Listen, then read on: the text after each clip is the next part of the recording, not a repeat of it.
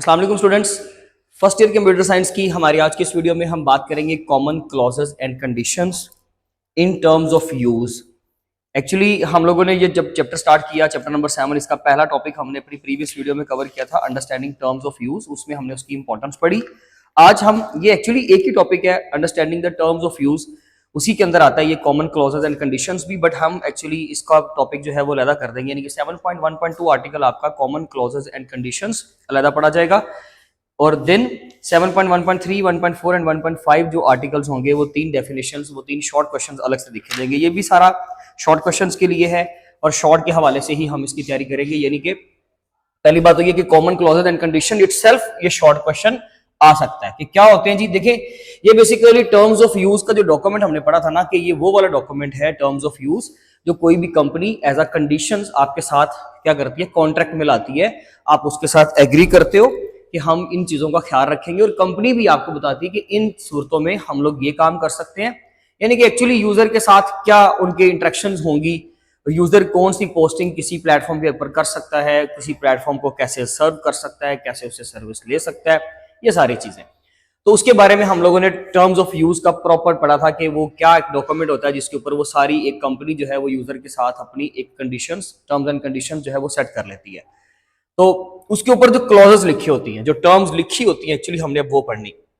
Terms of use usually contain several common clauses to protect both the provider and user. दोनों को protect करने के लिए, दोनों के साइड पे आप समझ लीजिए कि बेनिफिट होगा, दोनों को बेनिफिट होगा। किस किस को?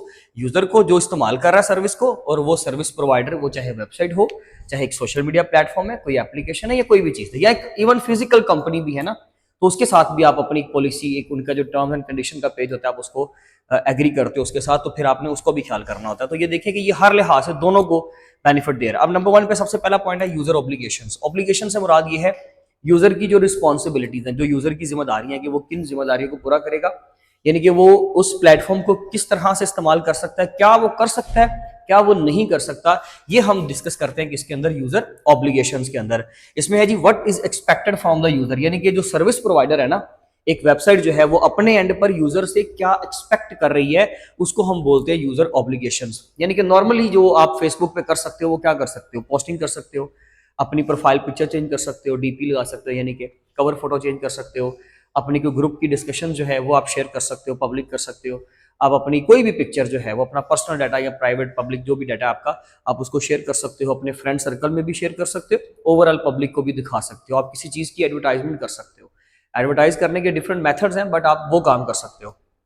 फिर हम लोगों की पोस्ट के ऊपर कमेंट कर सकते हैं, हम डिस्कशंस कर सकते हैं, हम पेज बना सकते हैं, ये नॉर्मल काम है, ठीक है। अब हम क्या नहीं कर सकते, हम कोई एक्सट्रीम लेवल की पोस्ट नहीं कर सकते, हम किसी रिलीजन को जो है वो वहां पर हाईलाइट नहीं कर सकते, टारगेट नहीं कर सकते। करेंगे डेफिनेटली पोस्ट तो शायद हो जाए, लेकिन बाद में उसको डिसअप्रूव कर दिया जाएगा, आपको बैन कर दिया जाएगा या सस्पेंड कर दिया जाएगा। तो जो काम हम नहीं कर सकते, जो कर सकते हैं, वो सारे किसके अंदर आते हैं, यूजर ऑब्लिगेशन के अंदर। उन्होंने इवन एग्जांपल दी कि एक हमारे पास राइडिंग कंपनी है करीम, ठीक है, जो कि पाकिस्तान में इसकी सर्विस इस्तेमाल होती है, उबर की, करीम की। तो उबर और करीम अपने एंड पर क्या चाहते हैं कि यूजर से जो भी बंदा उनकी सर्विस को इस्तेमाल करे वो अपना करेक्ट फोन नंबर प्रोवाइड करे। यानी कि एक राइडर जो है ना, जो राइड प्रोवाइड करता है, जैसे कि मैं अगर करीम की सर्विस लेता हूं, जो गाड़ी वाला मुझे पिक करने आएगा वो राइडर है उनके लिए, ठीक है। तो वो राइडर बेसिकली क्या करेगा, आपको करेक्ट फोन नंबर प्रोवाइड करेगा। करीम अपने एंड पे ये एक्सपेक्ट कर रहा है, यानी कि वो यूजर की जिम्मेदारी होगी ना कि उसने अपना करेक्ट फोन नंबर देना है, ताकि उसको हम ट्रेस भी कर सके, उसकी इन्फॉर्मेशन भी हमारे आसपास आ सके, और हम यानी कि कंपनी के एंड पे बात कर रहा हूँ, कंपनी उसके साथ कांटेक्ट भी कर सके। डेफिनेटली कंपनी ने उसका नंबर जो है वो पब्लिश करना है, ताकि लोग उसको रीच कर सके, वो लोगों को रीच कर सके किसी स्पेसिफिक फोन नंबर के जरिए से। इसके लिए हम लोगों को क्या, किसकी एग्जांपल लेते हैं, किसके अंदर, यूजर ऑब्लिगेशन के अंदर, यानी कि ये यूजर की जिम्मेदारियां सारी जो उसको निभानी है।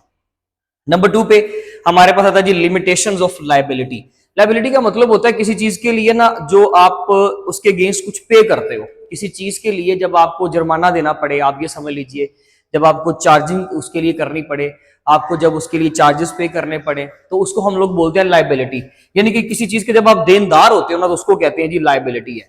लिमिटेशंस ऑफ लायबिलिटी का मतलब यह है कि हर चीज की जिम्मेदारी जो है वो कंपनी पर, सर्विस प्रोवाइडर पर नहीं आएगी, बल्कि कई चीजों के अंदर उसका कोई किरदार अदा नहीं होता। मिसाल के तौर पे बैंक की टर्म्स ऑफ यूज के अंदर लिखा होता है कि जी अगर लेट्स से कभी बैंक की तरफ से नहीं, पीछे बैंक डेफिनेटली भी बैंक भी नेटवर्क का हिस्सा है, एक नेटवर्क के अंदर उसकी एक ब्रांच आती है, बहुत सारे सर्वर्स और कंप्यूटर आपस में कनेक्टेड है। आपने कोई ट्रांजैक्शन करनी थी लेकिन एक पर्टिकुलर टाइम पे ना, एक खास टाइम पीरियड पे आके 1 घंटे के लिए बैंक की सर्विस होगी डाउन, यानी कि सर्वर डाउन हो गया, पेमेंट नहीं हो पा रही। लेट्स से कभी कभार तो ऐसा भी होता है कि आप लोग पेमेंट करते हो, आप अपने अकाउंट से पैसे निकालते हो, पैसे सेंड निकल जाते हैं अकाउंट से लेकिन आगे सेंड नहीं होते, या वो आपका जो सेंडर है वो आपको पैसे भेज देता है लेकिन आपको अपने एंड पे रिसीव नहीं होते, वो पैसे भी दरमियान में समझ लीजिए कि बैंक ने तो डिडक्ट कर लिए बट किसी एंड पर किसी को भी रिसीव नहीं हुए, तो वो बैंक का सर्वर डाउन होने की वजह से, यानी कि उनकी जो सर्विस थी उसमें डिले आया, ठीक है, उसमें लेटेंसी की वजह से, डिले की वजह से वो सर्विस आपकी फिलहाल हो गई लेट। अब इसमें बैंक का तो कोई कसूर नहीं, डेफिनेटली वो नेटवर्किंग है, इंटरनेट की कनेक्शंस हैं, सर्वर्स हैं, कंप्यूटर्स हैं, नोड्स हैं, आपस में जुड़े हुए हैं, तो उसकी जिम्मेदारी हम बैंक को नहीं देंगे कि जी आपकी वजह से ऐसा हुआ। डेफिनेटली वो बात में इशू हमारा रिजॉल्व भी कर लेते हैं, तो ये उनकी प्राइवेसी पॉलिसी में लिखा होता है, जिसको हम क्या बोलते हैं जी, लिमिटेशंस ऑफ लायबिलिटी। नंबर 3 पे प्राइवेसी एंड डाटा यूज, यानी कि कंपनी अपने एंड पर यूजर का डाटा किस तरह से इस्तेमाल कर सकती है या कौन सा डाटा वो अपने पास रखेगी, ये सारा किसके अंदर आता है, कौन सी क्लॉज के अंदर, प्राइवेसी एंड डाटा यूज के अंदर। प्रोटेक्शन ऑफ डाटा, आपके डाटा की प्रोटेक्शन दी जाती है, जैसे कि अगर हम एग्जांपल लेते हैं व्हाट्सएप की पॉलिसीज की एग्जांपल लेते हैं, तो व्हाट्सएप आपका डाटा अपने पास रखता है, इसके अलावा भी बहुत सारे सोशल मीडिया प्लेटफॉर्म अपने पास आपका डाटा रखते हैं। एक तो वो आपके जितने भी कॉन्टैक्ट्स हैं उनकी इंफॉर्मेशन, यानी कि उनके फोन नंबर भी अपने पास रखते हैं, लेकिन वो चंद एक बेहतरी की तरफ इकदाम लाते हैं ना, उसके लिए। ऐसा नहीं है कि जी वो किसी तरह का कोई मिस यूज करते हैं। जैसे मैं मिसाल देता हूँ इस चीज का क्या मतलब है, जरा समझने की कोशिश कीजिएगा। जब फेसबुक पे हमें सजेशंस नजर आती हैं या स्नैपचैट पे हमें सजेशंस में हमारे फ्रेंड लिस्ट शो होती है, हमारे जानने वाले शो होते हैं, जबकि उनका फोन नंबर हमारे मोबाइल में सेव नहीं होता, तो वो सजेशंस डेफिनेटली वो किसी न किसी जगह से उन्होंने फोन नंबर वो फेच किए हुए हैं। तो कंपनी अगर फोन नंबर फेच कर रही है आपका सोशल सर्कल इंक्रीज करने के लिए, आपको बेनिफिट देने के लिए, उसमें आपको किसी तरह का कोई नुकसान नहीं हो रहा किसी भी एंड पे। तो इसके लिए हम लोग क्या करते हैं, किसी भी पॉलिसी को जब साइन करते हैं तो उसमें बेसिकली ये चीज वाज़ेह लिखी होती है कि जी आप लोगों का डाटा कंपनी अपने एंड पर इस हद तक इस्तेमाल कर सकती है, जैसे कि किसी का फोन नंबर, मेरा यानी कि कोई कॉन्टैक्ट है, मेरा कोई कजन है, मेरा कोई कोलीग है, मेरा कोई क्लासमेट है, मेरा कोई टीचर है, मेरा कोई स्टूडेंट है, तो उसका अगर फोन नंबर उन्होंने मेरे डाटा के साथ फेच कर लिया, उसका मतलब है कि उससे वो उसका कोई मिस यूज नहीं कर रहे, बल्कि उससे हमें डेफिनेटली वो बेनिफिट देंगे, किसी ऐसे पर्पज में इस्तेमाल करेंगे जो हमारे लिए ठीक होगा। लेकिन ये ऑथेंटिक कंपनीज के एंड पे बात हो रही है, जो डेफिनेटली लोकल कंपनीज होती हैं या जो भी कोई फ्रॉड बैठा होता है तो वो डेफिनेटली इस तरह का नहीं करते। नंबर 4 पे इंटेलेक्चुअल प्रॉपर्टी राइट्स। देखें जी, इंटेलेक्चुअल प्रॉपर्टी हम कहते हैं जो आपका आइडिया होता है ना, वो आपका इंटेलेक्चुअल प्रॉपर्टी, जैसे हमारी फिजिकल प्रॉपर्टी होती है वैसे ही हमारा आइडिया, हमारे माइंड की इनोवेशन, क्रिएशन, जो भी हम लोग अपने दिमाग से क्रिएट करते हैं ना, जो भी हमारी क्रिएटिविटी है, वो हमारी इंटेलेक्चुअल प्रॉपर्टी है, और उसके लिए भी कुछ राइट्स हैं, हमें उस आइडिया को प्रोटेक्ट करना होता है। जैसे कि मेरे पास कोई सॉफ्टवेयर बनाने का, कोई पर्टिकुलर टाइप का लोगो बनाने का, वेब पेज बनाने का, अगर मेरे पास कोई आइडिया है तो उसको बोलेंगे कि वो मेरी इंटेलेक्चुअल प्रॉपर्टी, और उसके राइट्स जो है वो इंटेलेक्चुअल प्रॉपर्टी राइट्स का हिस्सा होता है। जैसे कि वेबसाइट की प्राइवेसी पॉलिसी, कि आप उसके अंदर बेसिकली क्या चीज कर सकते हो और कौन सी चीज आप उसके अंदर नहीं कर सकते, वो सारी चीजें उसके अंदर मेंशन होती हैं।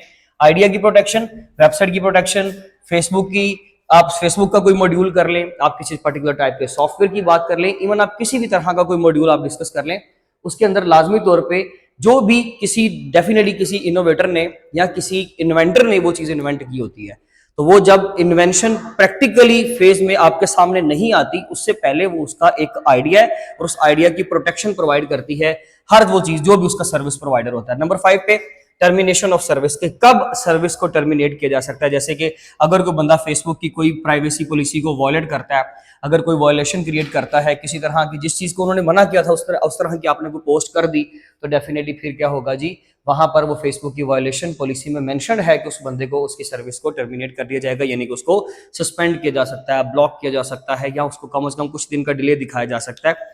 ये बेसिकली आपका क्वेश्चन था। इसमें कोई भी अलग से जो शॉर्ट क्वेश्चन है, डेफिनेटली सारे क्वेश्चंस बड़े इंपॉर्टेंट है, ये आ सकते हैं। ओवरऑल ये क्वेश्चन आ सकता है, या क्लॉजेस के जस्ट नाम पूछे जा सकते हैं, आपने ये शॉर्ट क्वेश्चन के तौर पर तैयार करना है।